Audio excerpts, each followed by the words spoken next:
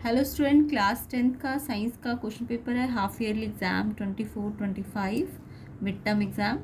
तो इसका सोल्यूशन करेंगे हम, जो कि आपके सीबीएसई बोर्ड के पॉइंट ऑफ व्यू से भी इम्पॉर्टेंट है।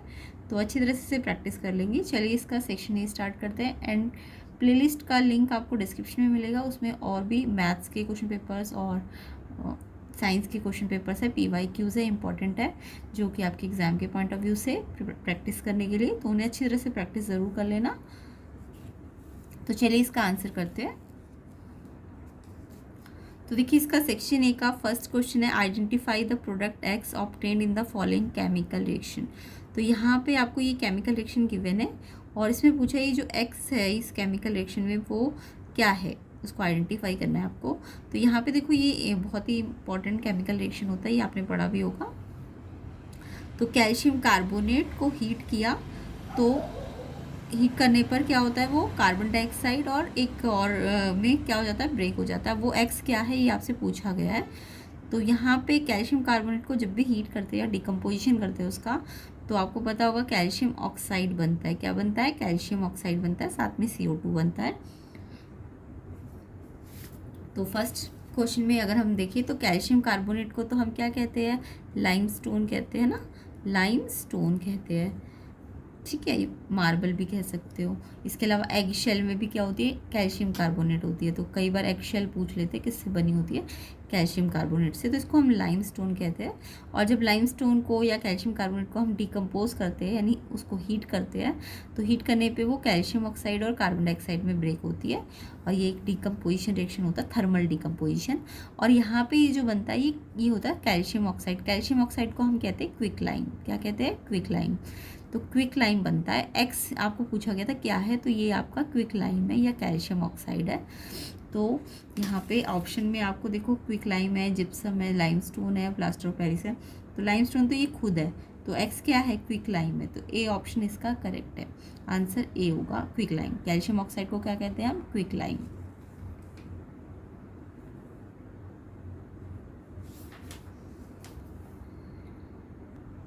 सेकेंड क्वेश्चन पे आते हैं। सेलेक्ट करना है pair of natural indicator from the following. आपको इंडिकेटर कौन सा नेचुरल पूछा गया है। तो इंडिकेटर तो पता है ना, जो एसिड एंड बेस को पता लगाते हैं उन सब्सटेंसेस को इंडिकेटर कहते हैं। Indicator are substances which identify acid और बेस। ठीक है, वेदर सब्सटेंस एसिड और base.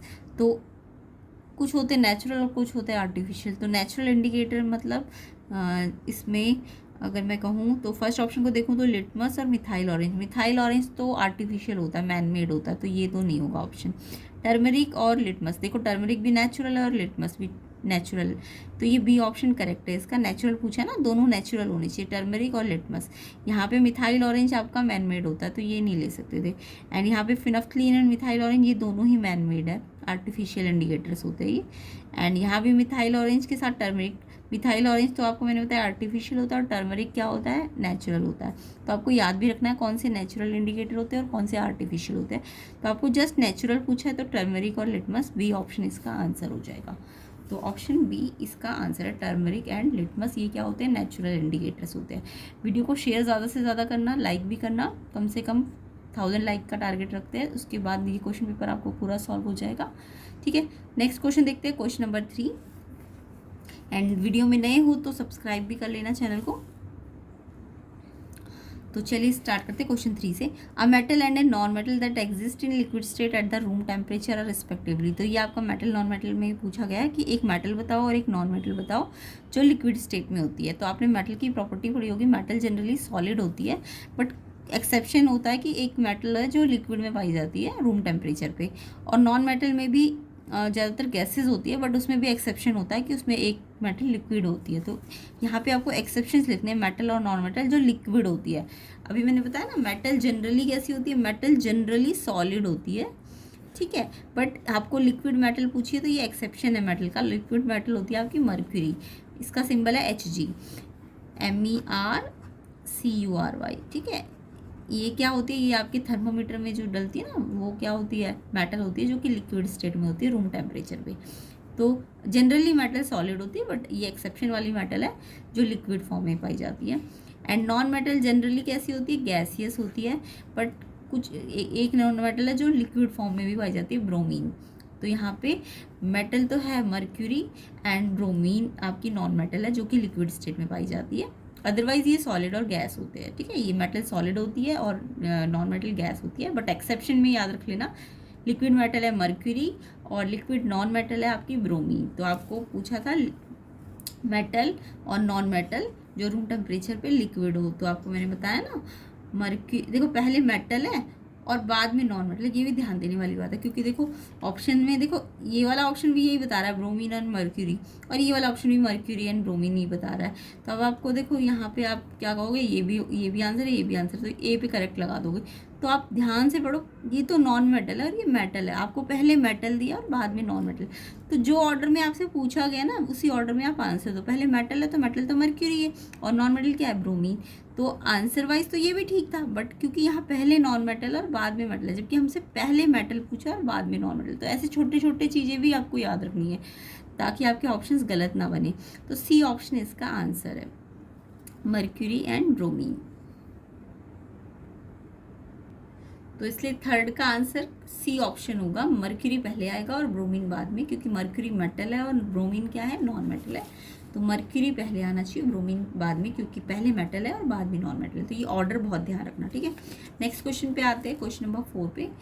As compare to day time the amount of carbon dioxide release by the plant during night is more because. तो ये आपने पढ़ा भी होगा कि जो कार्बन डाइऑक्साइड होता है वो रात में ज़्यादा होता है रिलीज डे टाइम के कंपैरिजन में। मतलब कार्बन डाइऑक्साइड जो होता है वो डे में नहीं रिलीज होती है, रात को ज़्यादा रिलीज होती है। ऐसा क्यों है? तो आपने पढ़ा होगा कि जो प्लांट्स होते हैं वो डे टाइम पे क्या करते हैं, फोटोसिंथेसिस करते हैं ना।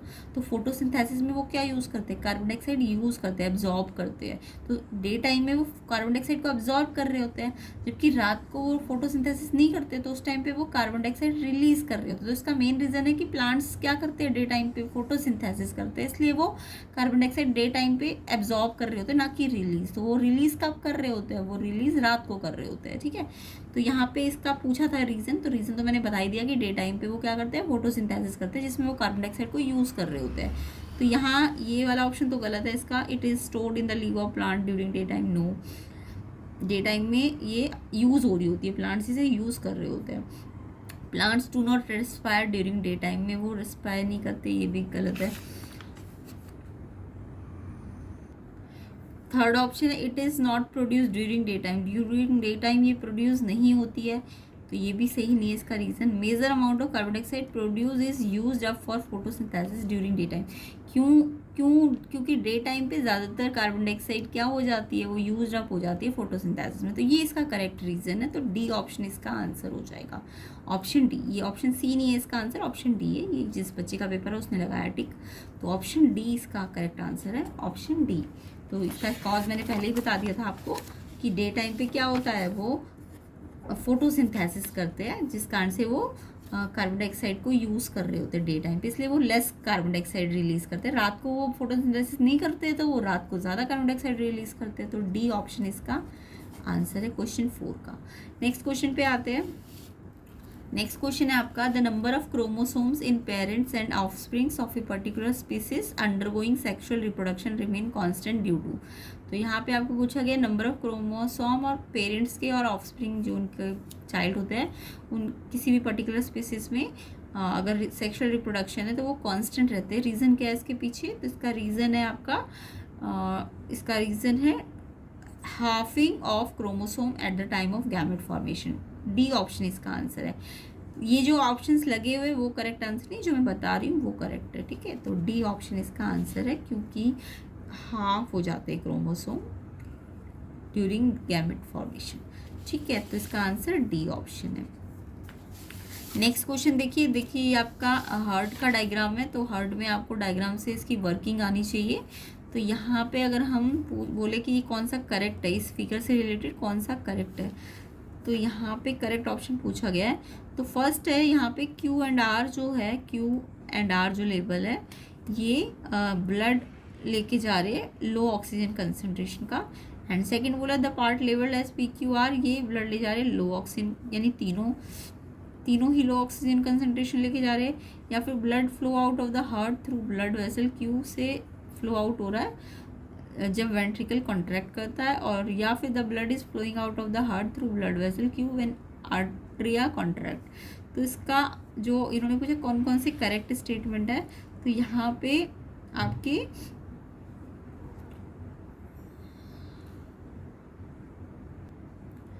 हाँ, तो इसमें डायग्राम में आपका पूछा है कौन कौन से करेक्ट है, तो इसमें 1 2 3 ये तीनों करेक्ट है, तो इसलिए ऑप्शन आपका डी ऑप्शन होगा। आंसर क्या होगा? Option D.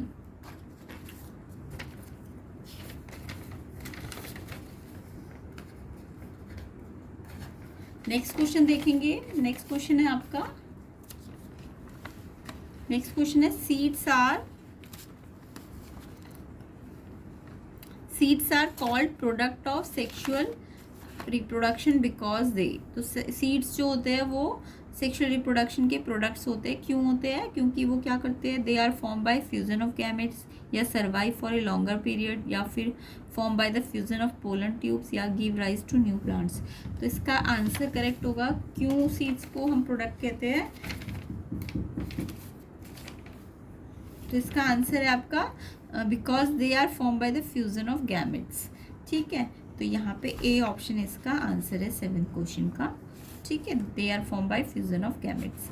नेक्स्ट क्वेश्चन पे आते हैं। नेक्स्ट क्वेश्चन है आपका, which statement is not true about thyroxine. Thyroxine के लिए कौन सी ट्रू नहीं है, नॉट ट्रू वाली पूछी है आपसे। तो thyroxine is also called thyroid hormone, ये तो करेक्ट स्टेटमेंट है ना। आपको नॉट ट्रू वाली पूछी है। It regulates carbohydrate protein and fat metabolism in the body. ये कार्बोहाइड्रेट प्रोटीन एंड फैट को बॉडी में रेगुलेट करता है। यस, ये भी ट्रू है, ये भी करेक्ट है, ये भी करेक्ट है। इट रेगुलेट्स, अब ये रिपीटेड लाइन है तो इसकी जगह इसलिए चेंज करा गया melatonin. It regulate melatonin in body, तो ये इनकरेक्ट मान लो, क्योंकि ये सेम लाइन रिपीट नहीं थी, तो इसलिए यहाँ पे कुछ अलग वर्ड लिखवा दिया गया। क्या ये मेलेटोनिन को रेगुलेट करता है? नो, ये गलत है इसमें थायरॉक्सिन के बारे में। बाकी थायराइड ग्लैंड जो होता है उसको आयोडीन चाहिए थायरॉक्सिन बनाने के लिए, ये करेक्ट है। तो तीनों करेक्ट है, बट ये सी वाला इनकरेक्ट है अगर ये मेलेटोनिन है। ठीक है, तो आंसर क्या होगा? क्वेश्चन 8 का ऑप्शन सी हो जाएगा। ये इनकरेक्ट है, ऑप्शन सी जो है आपका इनकरेक्ट है। ठीक है, नेक्स्ट क्वेश्चन पे आते हैं। नेक्स्ट क्वेश्चन है, if the delivery tube has cracks on it's how will affect the experiment. तो अगर ये एक्सपेरिमेंट है, अगर यहाँ पे बोला है कि ये जो डिलीवरी ट्यूब है अगर ये क्रैक हो जाए इसमें, तो इससे एक्सपेरिमेंट पे क्या इफेक्ट पड़ेगा? फर्स्ट है, level of water in glass tube increase हो जाएगा, या फिर there will be no rise in the level of water in glass tube, कोई लेवल में चेंज नहीं होगा, या vacuum generated will not be maintain, vacuum जो होगा वो मेंटेन नहीं होगा, या फिर बी और सी दोनों करेक्ट है। तो इसका आंसर है 9th क्वेश्चन का C option, vacuum generated will not be maintained. ठीक है, तो इसका आंसर सी ऑप्शन है। क्वेश्चन 9 का आंसर सी ऑप्शन है।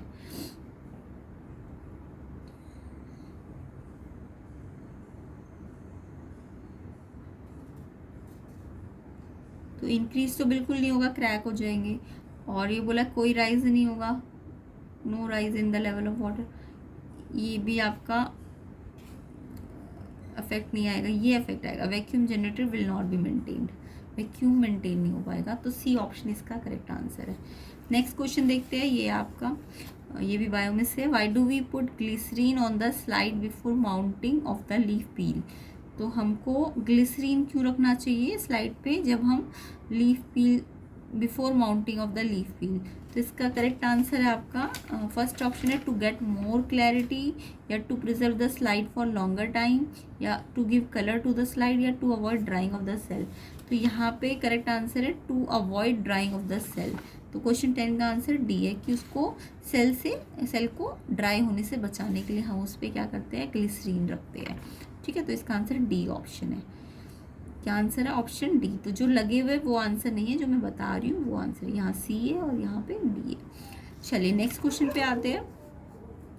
11th question, a student wants to obtain an erect image of an object using a concave mirror of 10 centimetre focal length, what will be the distance of the object from. ये आपका light वाले chapter में से है। अब यहाँ पे बोला है कि एक स्टूडेंट कैसी इमेज चाहता है, इरेक्ट इमेज। अब इरेक्ट का मतलब क्या होता है, देखो जब भी इरेक्ट बोले तो आप समझ जाओ इरेक्ट का मतलब वर्चुअल से है ना। इरेक्ट मतलब सीधी इमेज, सीधी इरेक्ट एक होती है रियल एंड इन्वर्टेड, उसको तो कहते हैं इन्वर्टेड मतलब उल्टी, एंड इरेक्ट मतलब सीधी। तो जो सीधी इमेज होती है वो हमेशा वर्चुअल होती है। तो इरेक्ट के साथ यानी वर्चुअल तो आता ही आता है, ये तो आपको पता ही होगा। तो इरेक्ट बोला तो समझ जाओ वर्चुअल है। अब वर्चुअल कॉनकेव मिरर आपने पढ़ा होगा, कॉनकेव मिरर सारी इमेजेस ना रियल बनाता है कॉनकेव मिरर, बस एक टाइम पे वो वर्चुअली बना सकता है, वो उसका स्पेशल केस है। तो वर्चुअल इमेज जब भी कोई कॉनकेव मिरर बना रहा है वो स्पेशल केस होता है उसका। और स्पेशल केस में उसमें क्या होता है कि जो ऑब्जेक्ट होता है ना, वो ऑब्जेक्ट पोल और फोकस के बीच में रखना पड़ता है, तभी वो वर्चुअल इमेज बना सकता है। अदरवाइज कॉनकेव मिरर सारी इमेजेस रियल बनाता है। अपने उसके 6 जो रे डायग्राम्स होते हैं 6 होते हैं, उसमें से 5 तो रियल के होते हैं, और सिर्फ वर्चुअल वाला या इरेक्ट वाला सिर्फ एक ही होता है, इसलिए हम उसे स्पेशल केस कहते हैं। और स्पेशल केस में आप याद रखा करो कि ऑब्जेक्ट कहाँ रखते हैं, पोल और फोकस के बीच में रखते हैं। तो ये स्पेशल केस आपको याद रखना होता है। तो ये स्पेशली कॉनकेव मिरर या फिर कॉन्वेक्स लेंस में स्पेशल केस ज़रूर आता है, जब भी आपको वर्चुअल या इरेक्ट बोले कॉनकेव मिरर में या कॉन्वेक्स लेंस में। लेंस में किस में, कॉन्वेक्स लेंस में। तो कॉन्वेक्स लेंस का भी स्पेशल केस वर्चुअल वाला ही होता है। तो वर्चुअल इरेक्ट वाला स्पेशल केस में ऑब्जेक्ट को हमेशा पोल और फोकस के बीच में रखना चाहिए। अब यहाँ पे आपको पोल से फोकस को हम क्या कहते हैं, फोकल लेंथ कहते हैं ना, तो उसकी फोकल लेंथ दे रखी है 10। आपको पता है ना पोल से फोकस के बीच की जो डिस्टेंस होती है वो फोकल लेंथ होती है, फोकल लेंथ आपको 10 दी हुई है। अब इन्होंने पूछा है क्वेश्चन में कि अगर फोकल लेंथ 10 है और इरेक्ट इमेज चाहिए तो जो ऑब्जेक्ट है वो किस डिस्टेंस पे होना चाहिए। अभी मैंने बता तो दिया, ऑब्जेक्ट का डिस्टेंस पोल से फोकस के बीच में होना चाहिए, यानी कि पोल से फोकस का मतलब फोकल लेंथ के पोल क्या होता है 0 पे और फोकल लेंथ कितनी है 10, तो 0 से 10 के बीच में इस रेंज में होना चाहिए। यानी कि जब भी आपको ये स्पेशल केस आए ना तो रेंज याद रखा करो, पोल से लेके फोकस के बीच की होती है, पोल से फोकस। तो यानी पोल कितना 0 और फोकस, पोल से फोकस मतलब 10 दिया है ना फोकल लेंथ, तो 0 से 10 के बीच की रेंज होगी, यानी कि 0 से 10 के बीच में होना चाहिए, 10 पे भी नहीं होना चाहिए, क्योंकि 10 पे अगर आ गया तो वो इन्फिनिटी पे चली जाती है। जब भी फोकस पे अगर ऑब्जेक्ट होता है तो आपने पढ़ा होगा, अगर ऑब्जेक्ट फोकस पे है तो ऑब्जेक्ट अगर फोकस पे है तो इमेज कहाँ पे जाती है, इन्फिनिटी पे। इन्फिनिटी इमेज कहाँ पे आती है, इन्फिनिटी। तो 10 फोकस 10 है ना इसका फोकल लेंथ, तो 10 पे भी नहीं होना चाहिए, 10 से कम ही होना चाहिए, यानी 0 से 10 के बीच में होना चाहिए, बट 10 भी नहीं होना चाहिए, क्योंकि 10 का मतलब फोकस हो जाएगा, और फोकस का मतलब तो फिर तो इन्फिनिटी पे इमेज चली जाती है ना। तो यहाँ पे रेंज याद रखा करो स्पेशल केस में, जब भी इरेक्ट वाला वर्चुअल वाला कॉनकेव मिरर में आता है तो वो स्पेशल केस है, उसमें ऑब्जेक्ट की जो पोजीशन होती है वो पोल से फोकस के बीच में होती है, या फिर कह सकते हो रेंज जो होती है पोल से फोकल लेंथ तक होती है। तो पोल 0 मानते हैं और फोकल लेंथ तो दी हुई है आपको 10, और 0 से 10 का मतलब 10 नहीं इंक्लूडेड है, 10 से कम होना चाहिए।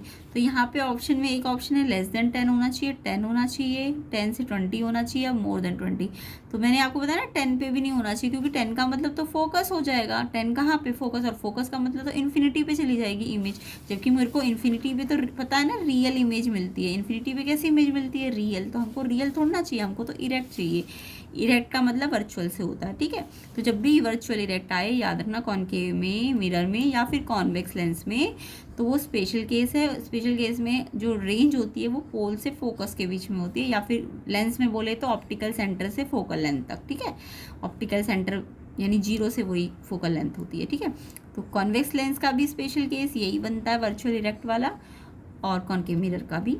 तो रेंज याद रहेगी 0 से 10 यानी फोकल लेंथ के बराबर होनी चाहिए, और यानी 10 नहीं होनी चाहिए, 10 से कम होनी चाहिए। 10 भी क्यों नहीं आंसर है, क्योंकि 10 पे तो वो जो इमेज है वो इन्फिनिटी पे चली जाएगी, और इन्फिनिटी पे रियल इमेज बनती है, ना कि इरेक्ट, ठीक है। तो इरेक्ट चाहिए तो 10 से कम होना चाहिए, ए ऑप्शन इसका आंसर है। आई होप सब अच्छी तरह से ये क्वेश्चन का समझ आ गया होगा और आपको स्पेशल केस पता चल गया होगा।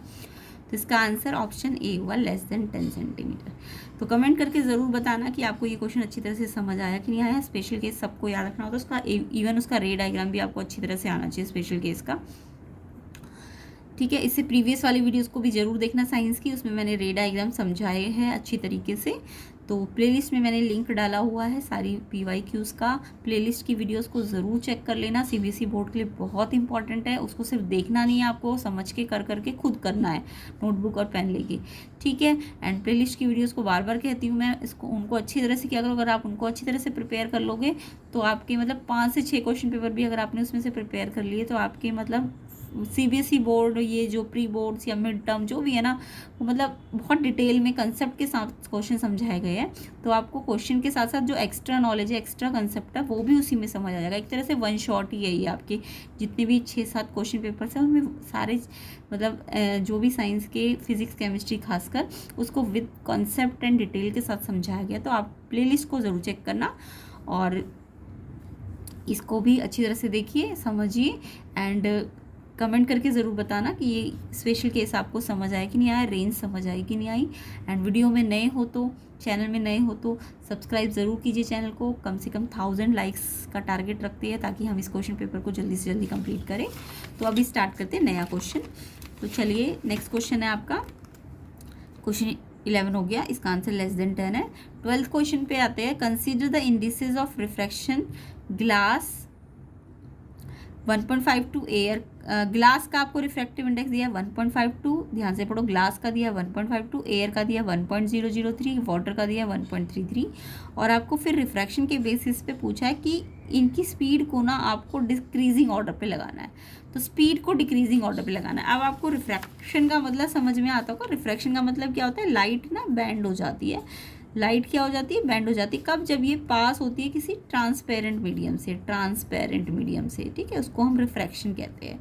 तो जब भी लाइट किसी ट्रांसपेरेंट मीडियम से पास होगी तो लाइट क्या हो जाएगी, बैंड हो जाएगी, और इसको हम क्या कहते हैं, रिफ्रैक्शन कहते हैं। क्या कहते हैं, रिफ्रैक्शन, बेंडिंग ऑफ लाइट जब ये पास होती है किसी भी ट्रांसपेरेंट मीडियम से, ठीक है। तो इसको हम क्या कहते हैं, रिफ्रैक्शन कहते हैं। क्लियर। अब रिफ्रैक्शन में क्या होता है कि लाइट ना पहले एयर में थी, अब एयर से वो किसी और मीडियम में, मान लो ग्लास में जा रही है, तो वो अपने एक्चुअल पाथ से ना जाके वो पहले ही बेंड हो जाती है। या तो वो टूवर्ड्स नॉर्मल बेंड होती है या फिर वो अवे फ्रॉम नॉर्मल होती है। मैंने बहुत डिटेल में इससे प्रीवियस वाली वीडियोज़ में समझाया गया, तो देख लेना। तो आपको एक चीज़ पता होनी चाहिए, रिफ्रैक्टिव इंडेक्स। रिफ्रैक्टिव इंडेक्स कुछ नहीं है, ये एक नंबर होता है। रिफ्रैक्टिव इंडेक्स क्या होता है, ये एक नंबर होता है, और ये इसको निकालने का फॉर्मूला होता है। मान लो लाइट किसी मीडियम 1 से मीडियम 2 पे जा रही है, ठीक है, मीडियम 1 से मीडियम 2 पे। तो मीडियम 1 से जिससे आ रही है लाइट, मीडियम 1 से आ रही है और जा कहाँ रही है, मीडियम 2 पे। 2 नीचे लिखा होता है, 1 से 2 पे जा रही है। इसे पढ़ेंगे कैसे, refractive index of 2 with respect to 1। इसको पढ़ते कैसे है, रिफ्रैक्टिव इंडेक्स ऑफ मीडियम 2 किसकी रिस्पेक्ट में, मीडियम 1। तो ऐसे पढ़ते हैं इसको, यानी 2 पे आ रही है और आ कहाँ से रही है, 1 पे। तो 2 पे, 2 का रिफ्रैक्टिव है, बट किसकी रिस्पेक्ट में है, 1 की रिस्पेक्ट में है। तो इसका फॉर्मूला होगा, 1 से आ रही है तो 1 की स्पीड ऊपर, लाइट की स्पीड 1 में ऊपर, और लाइट की स्पीड जिसका रिफ्रैक्टिव है उसमें नीचे। तो यहाँ से एक कंसेप्ट समझ में आता है हमको कि रिफ्रैक्टिव इंडेक्स जिस भी मीडियम का है उसकी स्पीड और रिफ्रैक्टिव इंडेक्स देखो इन्वर्सली। 2 का रिफ्रैक्टिव है ना, तो स्पीड कहाँ आ रही है, 2 की नीचे आ रही है, तो ये आपस में इन्वर्स रिलेशन होता है।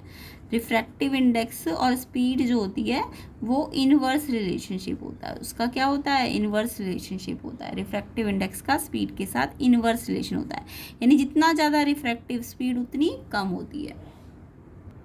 तो यहाँ पे रिफ्रैक्टिव का मतलब मैंने समझाया कि अगर 1 से लाइट आ रही है और जा कहाँ रही है, 2 पे, तो इसको पढ़ेंगे कैसे, रिफ्रैक्टिव इंडेक्स किसका है, 2 का है। रिफ्रैक्टिव इंडेक्स मीडियम 2, देखो यहाँ 2 है ना, तो रिफ्रैक्टिव इंडेक्स ये 2 का है और आ कहाँ से रही है, विद रिस्पेक्ट टू 1। यानी कि अगर मैंने बोला रिफ्रैक्टिव इंडेक्स एयर, ये ऐसे लिखा है, रिफ्रैक्टिव इंडेक्स एयर यहाँ है और ग्लास यहाँ है, तो इसे मैं पढ़ूंगी कैसे, रिफ्रैक्टिव इंडेक्स किसका है, ये एयर का है कि ग्लास का है, ये रिफ्रैक्टिव इंडेक्स ग्लास का है और किसकी रिस्पेक्ट में है, विद रिस्पेक्ट टू एयर। यानी कि इसका मतलब क्या होता है कि ग्लास पे लाइट आ रही है और आ कहाँ से रही है, एयर से। यानी कि एयर से लाइट कहाँ गई, ग्लास में गई, और ग्लास में गई तो ग्लास में हल्का वो टूवर्ड नॉर्मल चली जाती है, क्योंकि ग्लास डेंसर मीडियम होता है। डेंसर होगा तो टूवर्ड्स नॉर्मल जाएगी। नॉर्मल समझते हो ना, परपेंडिकुलर। तो इसको पढ़ने का तरीका समझ आ गया। रिफ्रैक्टिव इंडेक्स, अगर यहाँ जो चीज़ लिखी है उसका रिफ्रैक्टिव इंडेक्स होगा, और किसकी रिस्पेक्ट में होगा, इसकी। यानी लाइट यहाँ से यहाँ पे जा रही है तो रिफ्रैक्टिव माना किसका जाएगा, ग्लास का। अगर ग्लास का है तो हम बोलेंगे ग्लास की स्पीड तो नीचे आएगी, मतलब लाइट की स्पीड ग्लास में तो नीचे आएगी, यानी जिसका रिफ्रैक्टिव है उसकी स्पीड लाइट की नीचे आती है, उसमें जो लाइट की स्पीड होती है वो नीचे आएगी। और कहाँ से आ रही है लाइट, एयर से, तो एयर में लाइट की स्पीड ऊपर आएगी, ठीक है। तो यहाँ से मेरे को एक चीज़ पता चली कि रिफ्रैक्टिव इंडेक्स जो होता है वो स्पीड के अगर किसी भी मीडियम का रिफ्रैक्टिव इंडेक्स, उसकी उस मीडियम के speed of light in medium के क्या होता है, इन्वर्स होता है। ये समझ आया, इन्वर्स का मतलब रिफ्रैक्टिव इंडेक्स जितना ज़्यादा है, तो यहाँ पे मैंने आपको पॉइंट समझा दिया कि रिफ्रैक्टिव इंडेक्स किसी भी मीडियम का उसमें लाइट की जो स्पीड होगी उसके इन्वर्स होता है। इन्वर्स का मतलब अगर रिफ्रैक्टिव ज़्यादा है किसी मीडियम का तो लाइट की स्पीड उस मीडियम में क्या हो जाएगी, कम हो जाएगी। रिफ्रैक्टिव ज़्यादा है तो स्पीड कम हो जाएगी, या फिर रिफ्रैक्टिव कम है तो स्पीड क्या हो जाएगी, ज़्यादा हो जाएगी। तो अगर ये पॉइंट आपको समझ में आता है तो ये वाले क्वेश्चन आसानी से समझ आ जाएंगे। तो यहाँ पे आपको रिफ्रैक्टिव इंडेक्स बोला गया है, क्वेश्चन में रिफ्रैक्टिव इंडेक्स गिवन थे और आपको स्पीड के क्या बनाने थे, डिसेंडिंग ऑर्डर, डिक्रीजिंग ऑर्डर बनाना था। तो आप पहले रिफ्रैक्टिव का डिक्रीजिंग ऑर्डर बनाओ, रिफ्रैक्टिव का डिक्रीजिंग ऑर्डर बनाओ और फिर स्पीड का अपने आप उसका उल्टा कर दो। तो मैंने रिफ्रैक्टिव का देखो बनाया, डिक्रीजिंग ऑर्डर बोला है क्वेश्चन में। तो रिफ्रैक्टिंग का डिक्रीजिंग ऑर्डर देखो, ये रिफ्रैक्टिव इंडेक्स ही तो दिए सारे के सारे। तो देखो रिफ्रैक्टिव इंडेक्स का डिक्रीजिंग ऑर्डर मतलब पहले सबसे बड़ा आएगा, फिर इससे छोटा आएगा, फिर लास्ट में सबसे छोटा। डिक्रीजिंग ऑर्डर मतलब पहले सबसे बड़ा, फिर छोटा, फिर छोटा। तो यानी कि ग्लास का कितना है 1.52, वाटर का कितना है 1.33 और एयर का कितना है 1.0003 है ना। तो यानी ये डिसेंडिंग ऑर्डर ही लगा दिया मैंने, 1.52 फिर 1.33 फिर 1.003। ये पॉइंट में एक एक नंबर करके देखा करो, ये 3 है और यहाँ 0 है, तो ये बड़ा है और ये छोटा है। तो ये मैंने किसका लगा दिया, ग्लास, वाटर, एयर का डिक्रीजिंग ऑर्डर रिफ्रैक्टिव इंडेक्स का लगाया। लेकिन मुझे किसका बोला है क्वेश्चन में, स्पीड का बोला है। तो स्पीड का क्या करूं, अब मैंने बताया ना ग्लास में अगर रिफ्रैक्टिव ज़्यादा है तो ग्लास की स्पीड तो सबसे कम होनी, लाइट की स्पीड ग्लास में सबसे कम होनी चाहिए। तो ग्लास को कहाँ लेके जाओ, इधर लेके जाओ, वाटर को तो यहीं रहने दो। यानी कि ये ऐसे है ना, तो इसको अब हम उल्टा करेंगे, एयर पहले आ जाएगा, यानी एयर में लाइट की स्पीड सबसे ज़्यादा होगी, फिर वाटर में, और फिर सबसे ज़्यादा अगर रिफ्रैक्टिव सबसे ज़्यादा इसका, तो ग्लास में रिफ्रैक्टिव अगर सबसे ज़्यादा है तो उसकी स्पीड क्या हो जाएगी, सबसे कम हो जाएगी। तो ये सबसे ज़्यादा और ये सबसे कम। तो आपको रिफ्रैक्टिव का पहले डिक्रीजिंग ऑर्डर लगा देना है और फिर उसको रिवर्स कर देना, तो आपका स्पीड का डिक्रीजिंग ऑर्डर आ जाएगा। यानी एयर में स्पीड सबसे ज़्यादा होती है लाइट की, फिर वाटर में और फिर लास्ट में ग्लास में। तो यहाँ पे एयर, वाटर, ग्लास है। तो एयर, वाटर, ग्लास देखो कहाँ पे है, एयर ये वाले में ना, एयर, वाटर, ग्लास, इसी ऑप्शन इसका correct answer. I hope detail में समझ आ गया होगा आपको, कॉन्सेप्ट के साथ समझ आ गया होगा। चलिए नेक्स्ट क्वेश्चन पे आते हैं। नेक्स्ट क्वेश्चन है आपका, when light enters the atmosphere it strike on extremely fine particle which reflect the rays of light in all possible direction, this is due to। तो यहाँ पे बोला गया जब लाइट एटमॉस्फेयर पे एंटर करती है तो वो क्या करती है, फाइन पार्टिकल से स्ट्राइक करती है, फाइन पार्टिकल से टकराती है और फिर वो ना जो रेज होती है ना वो सारी डायरेक्शन पे फैल जाती है। तो जो लाइट की डायरेक्शन, अलग अलग डायरेक्शन में फैलने की जो फिनोमिना है उसको क्या कहते हैं। तो ये आपने पढ़ा होगा, लाइट का अलग अलग डायरेक्शन में स्प्रेड होने को क्या कहते हैं, हम स्कैटरिंग कहते हैं। क्या कहते हैं, स्कैटरिंग कहते हैं। तो यहाँ पे आपको सारी डेफिनेशंस आनी चाहिए। तो क्वेश्चन 13 का आंसर आपका स्कैटरिंग ऑफ लाइट हो जाएगा। स्कैटरिंग ऑफ लाइट, इसका मतलब समझ आ गया ना, जब लाइट फाइन पार्टिकल से टकराती है तो वो लाइट जो होती है अलग अलग डायरेक्शन में फैल जाती है, स्प्रेड हो जाती है, तो उसको हम स्कैटरिंग ऑफ लाइट कहते हैं। अब ये रिफ्लेक्शन तो आपको पता ही होगा, रिफ्लेक्शन किसे कहते हैं, बाउंसिंग बैक ऑफ लाइट को। जब कोई पॉलिश सरफेस से लाइट टकराती है तो वो बाउंस बैक कर जाती है, इसको रिफ्लेक्शन कहते हैं। ये तो बाउंसिंग बैक को कहते हैं। और रिफ्रैक्शन मैंने बताया था बेंडिंग को कहते हैं, जब लाइट ट्रांसपेरेंट से मीडियम से पास होती है तो वो क्या करती है, बेंड हो जाती है, तो उसको रिफ्रैक्शन कहते हैं। और डिस्पर्शन तो आपको पता ही होगा, स्प्लिटिंग ऑफ वाइट लाइट जब स्प्लिट हो जाती है डिफरेंट कलर्स में, 7 कलर्स में, तो उसको डिस्पर्शन कहते हैं। स्प्लिटिंग को डिस्पर्शन कहते हैं, बेंडिंग को रिफ्रैक्शन कहते हैं, बाउंसिंग ऑफ लाइट को रिफ्लेक्शन कहते हैं। बट यहाँ तो स्प्रेड डायरेक्शन अलग अलग में फैली ना, तो इसको स्कैटरिंग कहेंगे। सी ऑप्शन इसका करेक्ट आंसर है। नेक्स्ट क्वेश्चन नंबर 14 देखेंगे। A student sitting on last bench in a classroom can not see clearly words written on the black board, he is suffering from. तो एक student है जो कि last bench पे बैठा हुआ है और उसको वर्ड्स नहीं दिख रहे ब्लैक बोर्ड पे लिखे हुए। तो देखो लास्ट बेंच पे बैठा है, इट मीन्स लास्ट बेंच का मतलब दूर से नहीं दिख रहा होगा उसको, है ना। लास्ट बेंच का मतलब क्या है कि उसे दूर से नहीं दिख रहा। लास्ट बेंच का मतलब दूर बैठा है, तो दूर से वो ब्लैक बोर्ड को देख रहा है, तो उसे दूर का नहीं दिख रहा है। यानी कि तो जब भी दूर का नहीं दिखता, तो ये सबको पता होगा, दूर का नहीं दिखता तो उसे हम कहते हैं, यानी पास का तो दिखता है बट दूर का नहीं दिख रहा, तो पास का दिखने को क्या कहते हैं, शॉर्ट साइटेडनेस। यहाँ बोल रहे कि दूर बैठा हुआ है वो लास्ट बेंच पे, यानी दूर का नहीं दिख रहा उसको। तो अगर दूर का नहीं दिख रहा, फार अवे का नहीं दिख रहा, अगर यानी पास का तो दिख रहा है ना, नियर का तो दिख रहा है। तो जब नियर का दिखता है और दूर का नहीं दिखता तो उसको कहते हैं हम नियर का दिख रहा है ना तो शॉर्ट साइटेडनेस कहेंगे। दूर का नहीं दिख रहा शॉर्ट साइटेडनेस है, यानी कि मायोपिया है उसको, तो शॉर्ट साइटेडनेस है इसको जो डिफेक्ट है। अब इसमें कुछ एक्स्ट्रा नॉलेज भी पढ़ लेते हैं। तो देखो शॉर्ट साइटेडनेस या फिर मायोपिया में अगर उसका कॉज पूछ ले आपको क्वेश्चन में, तो इसमें मायोपिया में क्या होता है, जो आई बॉल होता है ना वो बहुत इलोंगेट हो जाता है, उसका जो साइज होता है वो बड़ा हो जाता है आई बॉल का, और फोकल लेंथ जो होती है ना वो कम हो जाती है। फोकल लेंथ कम होने से जो इमेज है रेटिना से पहले बन जाती है, फोकल लेंथ कम हो जाती है यहाँ पे। ठीक है, तो अगर इमेज को वापस रेटिना पे डालना है, वापस रेटिना पे ले जाना है, तो करेक्शन करने के लिए हमको कॉनकेव लेंस लगाना पड़ेगा, यानी डाइवर्जिंग लेंस लगाना पड़ेगा। कॉनकेव लेंस आपका डाइवर्जिंग लेंस होता है, तो हमको उसकी फोकल लेंथ आपको पता होनी चाहिए नेगेटिव होती है कॉनकेव लेंस की। तो हमको कॉनकेव लेंस की यानी डाइवर्जिंग लेंस लगा के हम क्या कर सकते हैं, मायोपिया को ठीक कर सकते हैं। तो इसके करेक्शन के डायग्राम और इसके डिफेक्ट के डायग्राम बनाने आते हैं, रे डायग्राम्स, उनको आपको अच्छी तरह से प्रैक्टिस करना होता है, वो इंपॉर्टेंट होते हैं। सेम ऐसी इसका उल्टा कर देना, मायोपिया का उल्टा होता है हाइपरमेट्रोपिया, उसमें उल्टा होगा। हाइपरमेट्रोपिया को लॉन्ग साइटेडनेस कहेंगे। लॉन्ग साइटेडनेस में दूर का दिखेगा बट पास का नहीं दिखेगा, उल्टा करना है आपको। ठीक है, तो कॉज उसका क्या होगा, उसमें आई बॉल शॉर्ट हो जाता है और फोकल लेंथ बढ़ जाती है। अगर फोकल लेंथ बढ़ गई तो उसको कम करने के लिए कॉनकेव की जगह कॉन्वेक्स लेंस यूज़ करना पड़ता है। कॉन्वेक्स लेंस कन्वर्जिंग लेंस होता है। ठीक है, तो इसका जस्ट उल्टा लिख दोगे तो आपको हाइपरमेट्रोपिया के पॉइंट पता चल जाएंगे, और इनके करेक्शन डायग्राम्स और जितने भी उसके करेक्शन और डिफेक्ट के डायग्राम्स होते हैं उनको अच्छी तरह प्रैक्टिस कर लेना, इंपॉर्टेंट है। ठीक है, नेक्स्ट क्वेश्चन पे आते हैं। नेक्स्ट क्वेश्चन आपका प्रिज्म में से है। तो यहाँ पे आपको एक डायग्राम दिया है डिस्पर्शन ऑफ व्हाइट लाइट का, तो आपको पता है ना डिस्पर्शन कौन करता है, डिस्पर्शन का क्वेश्चन पूछते हैं एग्जाम्पल बताओ, तो डिस्पर्शन प्रिज्म करता है, और जो नेचुरल डिस्पर्शन है वो आपका रेनबो करता है। रेनबो के अंदर 3 फिनोमिना हो रहे होते हैं, रेनबो के अंदर रिफ्रैक्शन भी हो रहा होता है, रेनबो के अंदर डिस्पर्शन भी हो रहा होता है, और इंटरनल रिफ्लेक्शन, 3 फिनोमिना होते हैं रेनबो के अंदर। कौन कौन से रिफ्रैक्शन, डिस्पर्शन और तीसरा इंटरनल रिफ्लेक्शन। ठीक है, इंटरनल रिफ्लेक्शन। तो अभी मैंने क्या बताया कि डिस्पर्शन कौन करता है व्हाइट लाइट का, प्रिज्म करता है, बट नेचुरली कौन करता है, नेचुरली आपका रेनबो करता है। अभी फिलहाल हम प्रिज्म के क्वेश्चन को देखते हैं।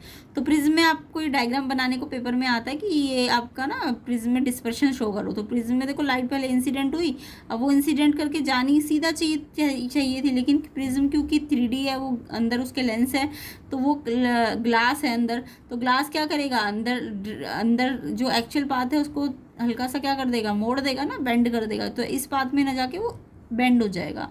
ये बताया है मैंने आपको, रिफ्रैक्शन में क्या होती है, लाइट बेंड हो जाती है, एक्चुअल पाथ पे ना जाके पहले बेंड हो जाती है। तो ये बेंड हो गई ग्लास में जाके, ये एक्चुअल पाथ था, ये हल्का सा बेंड हो गई। अब बेंड होके वो जैसे ही प्रिज्म के अंदर घुसेगी ना वाइट लाइट, तो वाइट लाइट ना स्प्लिट हो जाती है बहुत सारे कलर्स में, ये 7 कलर में क्या हो जाती है, स्प्लिट हो जाती है। और फिर ये बाहर जब निकलती है ना तो ये 7 कलर ही बाहर निकलते हैं। अब ये 7 कलर में ना आपको इनका ऑर्डर याद होना चाहिए कि 7 कलर के अकॉर्डिंग कौन सा कलर सबसे नीचे होगा और कौन सा कलर सबसे ऊपर होगा। तो इसको याद करने का तरीका है आपका, तो देखो जब प्रिज्म से व्हाइट लाइट आती है, व्हाइट लाइट इंसिडेंट हुई, अब वो क्या होगी, अंदर जाएगी तो वो 7 कलर्स में स्प्लिट हो जाती है, और वो एक्चुअल पाथ तो ये था बट वो हल्का सा बेंड होकर 7 कलर में डिवाइड हो जाती है, और फिर वही 7 कलर बाहर इमर्ज हो जाते हैं, तो ये 7 कलर आ जाते हैं। अब ये 7 कलर को याद करने का तरीका क्या है, जो रेनबो में कलर होता है ना, विबग्योर, VIBGYOR, सबसे ऊपर रेड कलर होता है और सबसे नीचे आपका वायलेट कलर होता है, ऐसे याद करना। अगर सीधा प्रिज्म है ना, प्रिज्म मतलब ऐसा है, सीधा है, तो जब भी व्हाइट लाइट क्या होगी, ब्रेक होगी, तो ये ब्रेक होगी वैसे तो 7 कलर में, बट मैं 7 पूरे नहीं बना रही हूँ, तो ये सबसे ऊपर वाला है और ये सबसे नीचे वाला है। अब ये अच्छा, ये एक्चुअल पाथ था, तो लाइट क्या हो गई, अपने एक्चुअल पाथ से हल्का सा बेंड हो गई, ये रही, तो ये मान लो सबसे ऊपर है, ये तो एक्चुअल पाथ है इसका। ठीक है, ये बेंड हो गई इतनी, अब ये सबसे ऊपर वाला कलर और बीच में भी बहुत सारे कलर है, तो ये फिर बाहर जाएंगे तो फिर ये और ऐसे चले जाएंगे, तो सबसे ऊपर रेड आएगा और सबसे नीचे वायलेट आएगा, और फिर बीच में वही विबग्योर के हिसाब से याद करो, VIBGYOR, तो ऐसे करके ये वाला ऑर्डर बनेगा। अगर प्रिज्म ऐसा है, अगर प्रिज्म उल्टा कर दूं, अगर ऐसा हो जाएगा प्रिज्म ऐसा, तो फिर उल्टा हो जाएगा, फिर R विबग्योर, फिर अगर उल्टा प्रिज्म है ना तो फिर आप विबग्योर में ऐसे बनाना, ग्योर, फिर वायलेट ऊपर आएगा और रेड नीचे आ जाएगा। समझ आया? बट आपको ज़्यादातर क्वेश्चन में तो सीधा प्रिज्म ही आता है। तो लाइट गई, पहले लाइट एक्चुअल पाथ में ना जाके हल्का सा बेंड हुई, 7 कलर्स में स्प्लिट भी हुई, डिस्पर्शन हुआ, फिर डिस्पर्शन से फिर बाहर निकली तो फिर से 7 कलर दिखेंगे। सबसे नीचे वायलेट आएगा और सबसे ऊपर रेड कलर आएगा। इसमें थोड़ा एक्स्ट्रा बता देती हूँ, जो रेड कलर होता है ना वो लीस्ट डेविएट होता है। ये एक्स्ट्रा क्वेश्चन पूछ सकते हैं। रेड कलर लीस्ट डेविएट होता है क्योंकि इसकी जो वेवलेंथ होती है ना, रेड कलर की वेवलेंथ होती है ना, वो लॉन्गेस्ट होती है। तो रेड कलर की वेवलेंथ सबसे लंबी है, इसलिए वो लीस्ट डेविएट होता है। इसलिए एम्बुलेंस में रेड कलर से लिखते हैं। किसी भी चीज़ की जो राइटिंग होती है वो रेड कलर से लिखी जाती है क्योंकि रेड कलर लीस्ट डेविएट होता है, उसकी वेवलेंथ सबसे लॉन्गेस्ट है, इसलिए वो सबसे कम डेविएट होता है, ये कॉज है उसका। बट जो वायलेट होता है ना वो मोस्ट डेविएट होता है, मोस्ट डेविएट। तो मोस्ट डेविएट होता है यानी कि उसकी जो वेवलेंथ होती है, क्यों होता है वो सबसे ज़्यादा डेविएट? क्योंकि उसकी वेवलेंथ जो होती है वो सबसे छोटी होती है। तो यहाँ से आप याद कर सकते हो कि विबग्योर है ना, यहाँ पे नीचे VIBGYOR, तो ये ऐसे अगर सीधा प्रिज्म है तो पहले V नीचे आएगा और R ऊपर आएगा। तो अगर मैं R की वेवलेंथ कहूँ तो वेवलेंथ के लिए मैं सिंबल वेवलेंथ ही लिख देती हूँ। वेवलेंथ ऊपर से अगर वेवलेंथ नीचे जा रही है तो वेवलेंथ देखो यहाँ सबसे ज़्यादा और यहाँ सबसे कम आ रही है, तो वेवलेंथ ऊपर से नीचे जाएगी। अगर विबग्योर मैंने ऐसे सीधे प्रिज्म के अकॉर्डिंग लिखा है, सीधा प्रिज्म में कैसे होगा, V ऊपर और R नीचे, तो R की वेवलेंथ तो सबसे ज़्यादा और इसकी सबसे कम है, यानी यहाँ से यहाँ जाते वक्त वेवलेंथ क्या हो रही है, वेवलेंथ आपकी कम हो रही है। ठीक है, कम हो रही है, यानी इसकी सबसे ज़्यादा और इसकी सबसे कम है। बट डेविएट जो होता है, अगर वेवलेंथ कम हो रही है तो ये डेविएट सबसे ज़्यादा होगा और ये डेविएट सबसे कम होगा, ये आपको याद रखना है। ठीक है, रेड कलर की वेवलेंथ सबसे ज़्यादा है और नीचे जाते जाते वेवलेंथ क्या हो रही है, कम हो रही है। यानी कि अगर मैं येलो और ग्रीन में कहूँ तो येलो की वेवलेंथ, येलो ये वेवलेंथ का सिंबल होता है, वेवलेंथ येलो की ज़्यादा है कि ग्रीन की ज़्यादा है। तो देखो अभी मैंने क्या था, ऊपर की वेवलेंथ ज़्यादा है, नीचे की वेवलेंथ कम है, तो यानी कि इसकी वेवलेंथ ज़्यादा है और ग्रीन की कम है। अब अगर वेवलेंथ येलो की ज़्यादा है तो येलो जो होगा उसका जो डेविएशन एंगल पूछेंगे, येलो का कम है कि ज़्यादा है ग्रीन से, तो डेविएशन येलो में कम हो जाएगा, ग्रीन में डेविएशन ज़्यादा होता है। ठीक है, तो यानी जो वेवलेंथ का ऑर्डर है ना, अगर वेवलेंथ इसकी ज़्यादा है या ऊपर वालों की ज़्यादा है नीचे वालों की कम है, तो ये विबग्योर से उल्टा विबग्योर करना। तो R की ज़्यादा वेवलेंथ है, V की कम है, तो यहाँ से ऐसे कम करनी है, तो ये इसकी ज़्यादा इसकी कम है, तो वेवलेंथ तो इसकी ज़्यादा इसकी कम है, बट डेविएशन एंगल इसका क्या हो जाएगा, उल्टा लगा देना, इसका तो कम हो जाएगा और ग्रीन का ज़्यादा हो जाएगा। समझ आया? तो ऐसे करके आपको ये कुछ भी पूछा जा सकता है। तो अब यहाँ पे हम अपने मेन क्वेश्चन पे आते हैं। तो अभी मैंने बताया आपको कि जो नीचे वाला कलर होता है वो वायलेट होता है, ऊपर वाला कलर, अगर ये प्रिज्म सीधा है तो नीचे वायलेट होगा और ऊपर आपका क्या होता है, सबसे ऊपर वाली जो ये स्प्लिटिंग होती है, ये नीचे वाला तो वायलेट होता है, ऊपर वाला रेड होता है। तो P आपका वायलेट है और Q आपका रेड है। तो पहले क्या है, यहाँ पे P है और बाद में Q है, तो P कैसा है, P नीचे है ना, तो P आपका वायलेट है और Q आपका रेड है। Q देखो वायलेट पहले आएगा और रेड बाद में आएगा क्योंकि P पहले है ना। तो यहाँ पे आप प्रॉपर लिख के करना, तभी आपको ऑर्डर सही बनेगा। तो P आपका क्या है, कैसे याद करना है क्वेश्चन 15 को, विबग्योर के नाम से, V नीचे होगा, R ऊपर होगा और P, ये P है ना नीचे वाला क्वेश्चन में डायग्राम में, और ऊपर वाला Q है, तो P आपका वायलेट है और Q आपका रेड है। तो पहले P है बाद में Q है, तो पहले वायलेट आएगा बाद में रेड आएगा, तो वायलेट एंड रेड होना चाहिए। तो बहुत ध्यान से ऑप्शन देखना है। देखो रेड एंड वायलेट भी है बट ये नहीं है, पहले हमें P पूछा है, तो P तो वायलेट है ना, वायलेट पहले आएगा रेड बाद में आएगा, तो B ऑप्शन इसका करेक्ट हो जाएगा। ऑप्शन B इसका आंसर है क्वेश्चन 15 का। आई होप डिटेल में समझ आ गया हो। ऐसे ही PYQs आपको प्लेलिस्ट में मिलेंगे विद कंसेप्ट, तो उसको अच्छी तरह से देख लेना। नेक्स्ट क्वेश्चन देखते हैं। नेक्स्ट क्वेश्चन आपका, which of the following are properties of acid, इनमें से कौन सी एसिड्स की प्रॉपर्टीज है। तो देखो एसिड्स की प्रॉपर्टीज में क्या करते हैं हम, एसिड पता है ना सबको, एसिड क्या होते हैं, एसिड आपके सॉर टेस्ट होता है, H+ आयन रिलीज करते हैं, है ना। तो यहाँ पे पूछा कौन कौन सी एसिड्स की प्रॉपर्टी है, तो they are bitter in taste, no, ये P वाला ऑप्शन तो गलत है। बिटर टेस्ट होता है, नो, वो तो बेस का होता है ना बिटर टेस्ट, तो ये गलत है। They react with metal to produce hydrogen gas. ये एसिड्स क्या करते हैं, हाइड्रोजन गैस देते हैं ना मेटल्स के साथ, तो ये ठीक है आपका, ये ठीक है। They are easily soluble in water, water में सॉल्युबल भी हो जाते हैं, यस ये वाटर सॉल्युबल होते हैं एसिड्स जो होते हैं, जो आपके सारे एसिड सॉल्युबल नहीं होते बट हो जाते हैं सॉल्युबल वाटर में, ठीक है। तो क्यू एंड आर आपका ठीक है, तो यानी कि Q and R option C इसका करेक्ट आंसर होगा। तो एसिड सिर्फ बिटर टेस्ट नहीं होता, बाकी ये दोनों प्रॉपर्टी एसिड शो करते हैं, तो इसका आंसर क्वेश्चन 16 का ऑप्शन सी है, क्यू भी ठीक है और आर भी ठीक है। क्लियर। नेक्स्ट क्वेश्चन पे आते हैं। नेक्स्ट क्वेश्चन आपका एजर्शन रीजंस। तो एजर्शन रीजन में आपको जैसे पता ही है, पहली स्टेटमेंट में एजर्शन रीजन दोनों करेक्ट है और रीजन एक्सप्लेन भी करेक्ट कर रहा होगा, और सेकंड में आपको एजर्शन रीजन करेक्ट है बट रीजन करेक्ट एक्सप्लेनेशन नहीं दे रहा होगा। फिर अगर आपका एजर्शन ट्रू है और रीजन गलत है तो सी ऑप्शन होगा, और एजर्शन फॉल्स है और रीजन ट्रू है तो आपका डी आंसर होगा। तो अब हम एक एक करके 17, 18, 19, 20 को देखेंगे। तो पहले हम एजर्शन और रीजन को ट्रू फॉल्स पे लगाएंगे एंड देन हम देखेंगे अगर दोनों ट्रू हुए तो हम ए और बी में से ढूंढेंगे, और अगर दोनों में से कोई भी एक गलत हुआ तो हम सी और डी में से आंसर देंगे। क्लियर। तो 17 को देखते हैं पहले। एजर्शन है hydrogen gas not evolve when zinc react with nitric acid. तो यहाँ पे बोल रहा है कि अगर जिंक मेटल को मैं नाइट्रिक एसिड के साथ रिएक्ट करूंगी तो हाइड्रोजन गैस इवॉल्व नहीं होती। यस ये बिल्कुल ठीक है। आपने एसिड की प्रॉपर्टी पढ़ी होगी कि एसिड क्या करती है, एसिड और मेटल और एसिड, जब भी मेटल और एसिड मिलाते हैं तो आपको पता है ना, मेटल और एसिड में मेटल सॉल्ट बन जाता है। कोई भी मेटल और एसिड को लोगे तो मेटल सॉल्ट और H2 रिलीज होगी। बट ये वाला जो एसिड है ना, नाइट्रिक एसिड जिसे हम कहते हैं HNO3, ये एक्सेप्शन देता है, ये हर एक मेटल के साथ H2 रिलीज नहीं करता, ये याद रखना। ये सिर्फ Mg मैग्नीशियम और Mn के साथ ही क्या करता है, हाइड्रोजन देता है, इनके साथ ही ये हाइड्रोजन देता है। अगर इनको मैग्नीशियम, इसको नाइट्रिक एसिड को मैं मैग्नीशियम और मैंगनीज के साथ रिएक्ट करूंगी तभी H2 रिलीज होगी।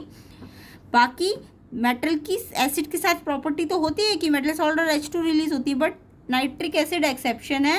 नाइट्रिक एसिड सारी मेटल्स के साथ H2 नहीं देता है, ये सिर्फ मैग्नीशियम और मैंगनीज के साथ ही एसिड देता है, H2 देता है, सॉरी। तो जिंक के साथ ये H2 नहीं देगा। रीज़न क्या है इसका, रीज़न भी मैं समझा देती हूँ। जब जिंक के साथ ये HNO3 रिएक्ट करता है, क्योंकि ये रिड्यूसिंग एजेंट है, तो ये जिंक को ना ये क्या करता है, ये H2 को ना ऑक्सीडाइज कर देता है। नाइट्रिक एसिड H2 को ऑक्सीडाइज कर देता है, यानी H2 बनती तो है बट H2 ऑक्सीडाइज होके H2 से H2O बन जाती है। जब H2 ऑक्सीडाइज होगा तो क्या बन जाएगा, H2O बन जाएगा, यानी H2 रिलीज ना करके ये ऑक्सीडाइज कर देता है, क्योंकि ये रिड्यूसिंग एजेंट है। तो H2 से ये H2O बना देता है, यानी H2 को ऑक्सीडाइज करता है। कोई भी रिड्यूसिंग एजेंट क्या करता है, खुद क्या करता है, ये H2 से H2O बना देगा। तो H2O बना देगा, तो इसलिए ये H2 डिस्प्लेस नहीं कर पाएगा, H2 नहीं रिलीज कर पाएगा। रीज़न समझ आ गया। तो सिर्फ किसके साथ ये H2 रिलीज करेगा, मैग्नीशियम और मैंगनीज के साथ। तो यहाँ पे आपका हाइड्रोजन गैस इवॉल्व नहीं हो रही। जिंक के केस में नाइट्रिक एसिड एक्सेप्शन होता है, इसलिए वो हर एक मेटल के साथ नहीं, यानी जिंक के साथ वो नहीं देगा। क्यों नहीं देगा, क्योंकि वो H2 को ऑक्सीडाइज कर देगा, किसमें, वाटर में। ठीक है, तो यहाँ पे एजर्शन बिल्कुल ठीक है। और रीज़न देखो, रीज़न भी जो मैंने अभी बताया कि नाइट्रिक एसिड क्या करता है, ऑक्सीडाइज करता है हाइड्रोजन गैस को, और क्या बना देता है, वाटर, और खुद क्या हो जाता है, वो रिड्यूस हो जाता है। खुद क्या हो जाता है, अगर दूसरे को ऑक्सीडाइज कर रहा है तो खुद क्या हो रहा है, वो रिड्यूस हो रहा है। तो ये रीज़न बिल्कुल करेक्ट भी है, एजर्शन भी करेक्ट है, रीज़न भी करेक्ट है, और रीज़न से एक्सप्लेन भी हो रहा है कि वो H2 क्यों नहीं रिलीज कर रहा जिंक के साथ, क्योंकि वो हाइड्रोजन को किस में बदल दे रहा है, वाटर में, यानी हाइड्रोजन को ऑक्सीडाइज कर दे रहा है वाटर में, और खुद अपना रिड्यूस हो जा रहा है, इसलिए वो जिंक के साथ क्या नहीं कर रहा, हाइड्रोजन नहीं दे रहा। तो एजर्शन ठीक भी है, रीज़न भी ठीक है, और एक्सप्लेनेशन भी ठीक है। जब एजर्शन रीज़न दोनों ठीक हो तो इनमें से छाटते हैं। अब एक्सप्लेनेशन भी ठीक है अगर, तो ऑप्शन ए इसका करेक्ट आंसर है। आंसर क्या होगा इसका, ऑप्शन ए। तो इसका अगर कॉज पूछ लेना, जिंक के साथ नाइट्रिक एसिड या किसी भी मेटल के साथ नाइट्रिक एसिड H2 क्यों नहीं दे रहा, तो ये इसका रीज़न याद कर लेना, इंपॉर्टेंट होता है। सिर्फ किसके साथ देता है ये, H2 मैग्नीशियम और मैंगनीज के साथ ही ये H2 देता है। नेक्स्ट क्वेश्चन नंबर 18 देखेंगे। Piece of zinc metal get reddish brown coating when kept in copper sulphate solution for some time. यहाँ पे बोला जिंक को अगर मैं कॉपर सल्फेट के सोल्यूशन में रखूँ तो जिंक का मेटल जो होता है वो रेडिश ब्राउन कोटिंग आ जाती है उसमें। तो हल्का सा इन्होंने गलत लिखा है, बट एजर्शन सही है। क्यों सही है, देखो यहाँ पे आप रिएक्शन को देखो, तो मैं अगर रिएक्शन को देखूँ तो जिंक और कॉपर सल्फेट, अब आपको पता है जिंक अगर रिएक्टिविटी सीरीज अगर आपको आती है तो जिंक ऊपर होता है रिएक्टिविटी सीरीज में, कॉपर नीचे होता है। तो जिंक रिएक्टिव मेटल होती है, अगर रिएक्टिव मेटल है वो रिएक्टिविटी सीरीज में ऊपर है ना, तो वो रिएक्टिव मेटल है, कॉपर से रिएक्टिव है। तो अगर ये रिएक्टिव मेटल है जिंक कॉपर से, तो जिंक अगर रिएक्टिव है तो कॉपर का जो सॉल्ट है सल्फेट वो जिंक में आ जाएगा, जिंक सल्फेट, यानी वो कॉपर को डिस्प्लेस कर सकता है। जिंक रिएक्टिव है ना, तो वो कॉपर को उसके सॉल्ट से डिस्प्लेस कर सकता है, यानी जिंक के बाद सल्फेट आ जाता है और कॉपर अलग हो जाता है, तो इसको डिस्प्लेसमेंट रिएक्शन कहते हैं हम। ठीक है, तो ये डिस्प्लेसमेंट रिएक्शन है। अब यहाँ पे पहले जिंक का कलर कुछ और होता है, फिर वो कलरलेस हो जाता है जिंक सल्फेट, और कॉपर जो पहले ब्लू कलर का था कॉपर सल्फेट कैसा कलर का होता है, ब्लू कलर का होता है, वो कॉपर कैसा हो जाएगा, रेड ब्राउन कलर का हो जाएगा। तो जिंक सल्फेट का कलर तो कलरलेस होता है, बट कॉपर का कलर रेड ब्राउन हो जाता है। तो देखिए रिएक्शन को अभी मैंने समझाया भी था आपको, कॉपर सल्फेट का सोल्यूशन कैसा होता है, ब्लू कलर का होता है, और जो जिंक होता है वो सिल्वर वाइट होता है। बट जब आप जिंक को कॉपर सल्फेट के साथ रिएक्ट करते हो, सोल्यूशन में डालते हो, तो जिंक क्योंकि रिएक्टिव है तो वो कॉपर को अलग कर देगा और सल्फेट को अपने में ले लेगा, डिस्प्लेस कर देगा, डिस्प्लेसमेंट रिएक्शन। तो जो जिंक सल्फेट होगा वो कलरलेस हो जाएगा, बट जो कॉपर पहले ब्लू कलर का सोल्यूशन था अब वो रेड ब्राउन हो जाएगा। तो एजर्शन में लिखा ठीक है, बट वहाँ पे जिंक सल्फेट को ब्राउन कलर रेड ब्राउन का है, जबकि कॉपर रेड ब्राउन होता है, जिंक सल्फेट तो कलरलेस हो जाता है। तो अगर मैं कहूँ कि कलर तो चेंज हुआ ना, पहले ये सिल्वरी वाइट था, अब ये चेंज हो गया कलर, तो उस वजह से वो ठीक है। तो इसलिए एजर्शन हम ठीक मान के चलते हैं कि जिंक जो होता है वो जब कॉपर सल्फेट के सोल्यूशन में रखा जाएगा तो वो क्या करेगा, कलर चेंज कर लेगा, बट जो कॉपर है वो पहले ब्लू कलर का था और रेड ब्राउन का हो जाएगा। तो एजर्शन ठीक है, ठीक है, एजर्शन आपका ठीक है। अब रीजन को देखो, रीजन क्या है, कॉपर मोर रिएक्टिव है देन जिंक। अभी मैंने बताया जिंक ज़्यादा रिएक्टिव है, कॉपर तो कम रिएक्टिव होती है, क्योंकि जिंक ऊपर होता है और कॉपर नीचे होता है, तो जिंक रिएक्टिव है। तो यहाँ उल्टा बोल रहे, कॉपर ज़्यादा रिएक्टिव है जिंक से, तो यानी रीजन तो बिल्कुल गलत है। अगर अब यहाँ से मुझे कंफर्म हो गया कि रीजन गलत है, तो पक्का एजर्शन तो ठीक ही होगा, क्योंकि दोनों तो गलत हो नहीं सकते, आपके ऑप्शन में दिए नहीं है। तो इसलिए मैंने इसको इस वजह से ठीक कर दिया, क्योंकि यहाँ पे ये तो बोला इन्होंने कि कलर चेंज हुआ, बट ये गलत बोल दिया कि वो रेड ब्राउन ये नहीं होता, कॉपर होता है। ठीक है, तो यहाँ पे एजर्शन ठीक है बट रीजन गलत है। तो जब एजर्शन ठीक हो और रीजन गलत हो तो यानी सी ऑप्शन आपका आंसर होगा। तो आपका 18 क्वेश्चन का आंसर सी ऑप्शन हो जाएगा। चलिए नेक्स्ट क्वेश्चन को देखते हैं।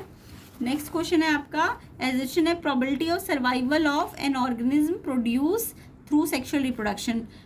एजर्शन बोल रहा है कि जो ऑर्गेनिज्म अगर सेक्सुअल रिप्रोडक्शन से प्रोड्यूस होता है तो उसकी प्रोबेबिलिटी सर्वाइवल की ज़्यादा होती है, किससे, अगर वो एसेक्सुअल, मतलब एसेक्सुअल के पॉइंट ऑफ व्यू से, एसेक्सुअल और सेक्सुअल में कौन सा ऑर्गेनिज्म ज़्यादा सर्वाइव कर पाता है, वो सेक्सुअल रिप्रोडक्शन वाला जो ऑर्गेनिज्म होता है वो ज़्यादा सर्वाइव कर पाता है। यस, बिल्कुल ट्रू है, एजर्शन बिल्कुल ट्रू है कि जो सेक्सुअल रिप्रोडक्शन में ऑर्गेनिज्म प्रोड्यूस होता है वो ज़्यादा सर्वाइव करता है। तो एजर्शन आपका बिल्कुल ठीक है। अब इसका कॉज देख लेते हैं। इसका कॉज क्या ये ठीक है, reason, variation provide advantage to individual for survival. तो जो अगर वेरिएशन जिसमें भी ज़्यादा होती है तो वेरिएशन होने के कारण सर्वाइवल के चांस जो होते हैं वो ज़्यादा मिलते हैं। तो यस, सेक्सुअल रिप्रोडक्शन में जो वेरिएशंस होती है वो ज़्यादा आती है ना, सेक्सुअल रिप्रोडक्शन के कारण वेरिएशन ज़्यादा आती है ऑर्गेनिज्म के अंदर, तो वेरिएशन होने के कारण ही वो ज़्यादा सर्वाइव करता है। तो एक तरह से ये ठीक भी है, वेरिएशन होने से सर्वाइवल ज़्यादा बनता है। तो रीज़न भी ठीक है, एजर्शन भी ठीक है, रीज़न भी ठीक है, और रीज़न एक्चुअल में से एक्सप्लेन भी कर रहा है एजर्शन को कि वो क्यों सर्वाइव कर रहे हैं ज़्यादा, क्योंकि सेक्सुअल रिप्रोडक्शन में वेरिएशन ज़्यादा हो रही है।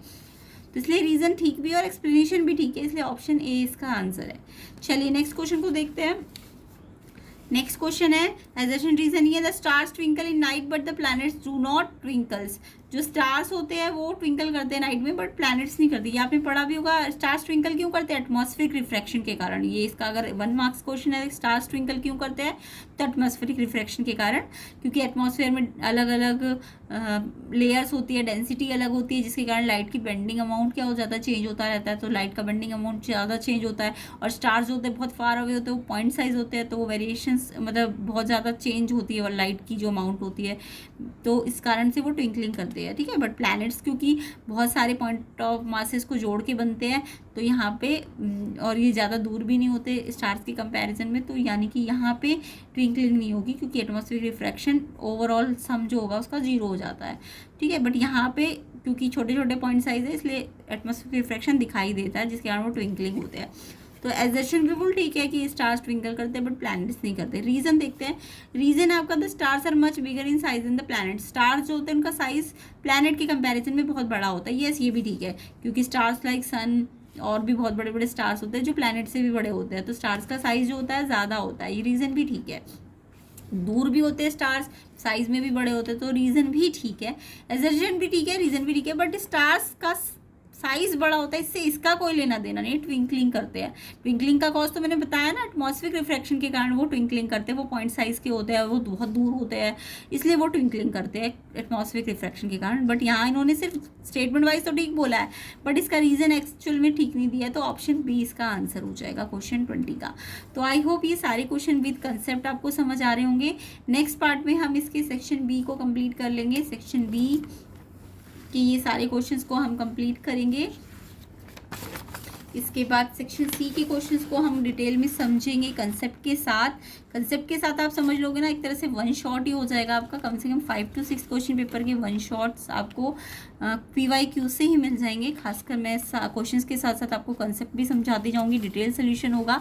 तो वीडियो को इसलिए कह रही हूँ ज़्यादा से ज़्यादा शेयर करो, कम से कम 1000 लाइक्स तो मिलने चाहिए, ताकि मैं इस क्वेश्चन पेपर को पूरा आपको कंसेप्ट के साथ समझा सकूँ। प्लेलिस्ट में भी और भी PYQs आपको मिल जाएंगे, उसमें भी आपको सारे क्वेश्चन पेपर्स को कंसेप्ट के साथ समझाया गया है।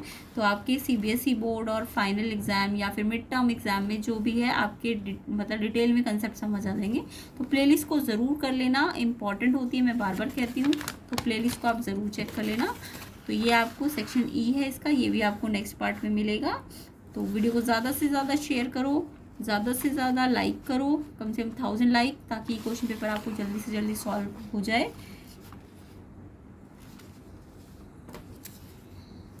और चैनल में नए हो तो सब्सक्राइब ज़रूर करना, ताकि मोटिवेशन मिले। एंड प्लेलिस्ट को ज़रूर चेक कर लेना, लिंक मैंने डिस्क्रिप्शन में डाला हुआ है। और इसका कंप्लीट क्वेश्चन का सोल्यूशन क्वेश्चन पेपर का आपको नेक्स्ट वीडियो में मिल जाएगा। तो वीडियो को ज़्यादा से ज़्यादा शेयर कर देना।